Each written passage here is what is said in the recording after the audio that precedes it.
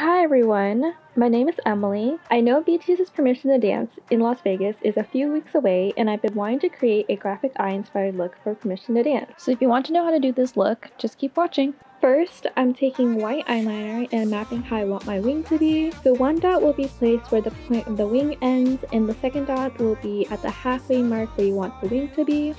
Since I have hooded eyelids, I place mine above my crease. You can use any white eyeliner, it doesn't have to be water activated like I am using here. Next, I connect the dots to create a wing. What's nice about water activated liners is I can take a Q-tip, dip it in water, and clean up any messes I've made and clean up the edges. You can do this with a Q-tip and make a remover if you're not using water activated liner.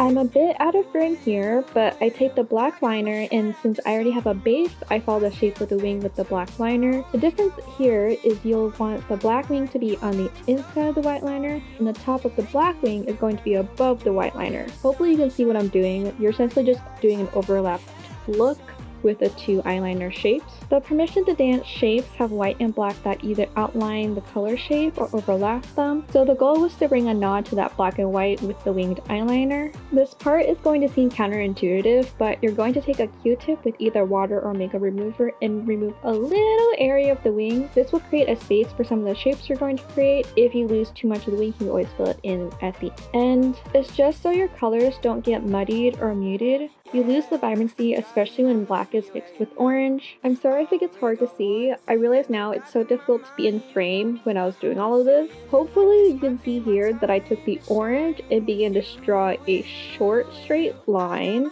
You're essentially creating a little flower. For a point of reference, you can think of an asterisk. It's straight lines that cross one another to create a flower. Depending on the vibrancy, you may need to do another layer like I'm doing here, and doing another layer may help clean things up a bit because things get a little messy in the process. We get it. Above the orange flower, we're taking yellow liner and creating a little heart. Don't be too hard on yourself if you don't have enough space or things aren't perfect. Both of my sides are never identical. I would love them to be identical, but in this case, they're sisters, not twins. The best tip I have if freehanding a heart is too difficult is just mapping out your points in little dots, then connecting the dots together. So you would have a dot at the bottom of the point, 2 dots for the top of the curvatures, and a dot for the valley, then connecting all the dots to create your heart. The next shape we're doing is a little squiggly. On camera, it's a bit of a pink shade, but in the pan, it's more of a pinky purple color. This is also rather simple as I build it in straight lines.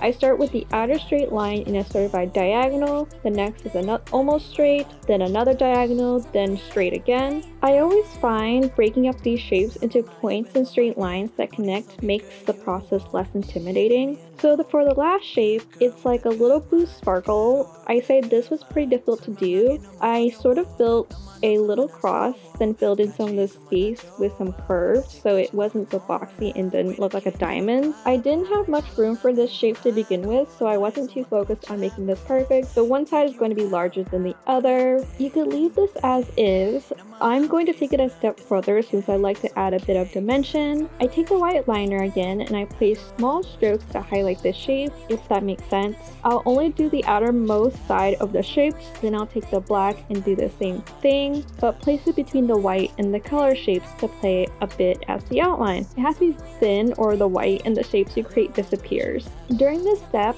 you can also fill in any empty area that wasn't covered by the orange flower that you wiped away earlier. That should be it for the eye look.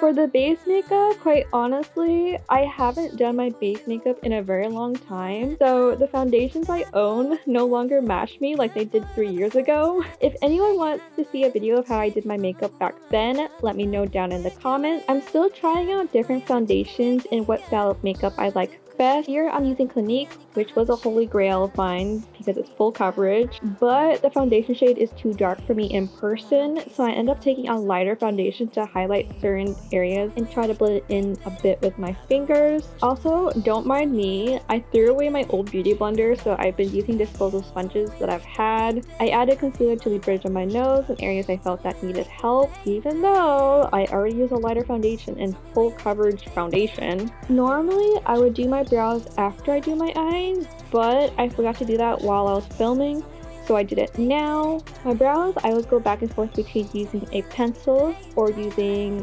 shadow. This time I used pencil. I started contouring my face this year, and to be honest, I don't know if you can tell if there's a whole difference.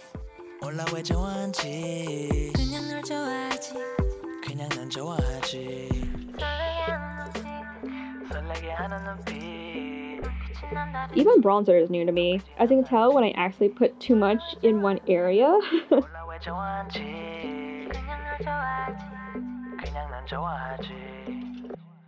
I always like to go a little bit more heavy-handed on the blushes because my cheeks naturally are a little bit more pink than the rest of my face. I use a pressed powder here since I use so many cream products and need to set my entire face. And somehow, I skipped highlighter, but I guess that's okay. The lipstick I'm using is sort of a My Lips But Better shade. The eye makeup is already a lot, but I didn't want the attention to be taken away from it. If masks are involved, I don't normally do a base makeup at all. Again, to keep the attention on the eyes, I curled my lashes and did a bit of mascara. I would wear a pair of natural false lashes since my natural lashes are straight and don't hold a curl. However, could not find them prior to filming. This is the finished look. If there's any recreations, please tag me on Instagram. I unfortunately will not be attending the concert in Vegas, but I hope everyone has a wonderful time. If you liked the video, please leave a like, subscribe, and press the bell icon to my channel for more K-pop related content. Also, let me know what else you would like to see from me. Until next time, okay, bye! She's a Mona Lisa. Everyone's lining up to see her.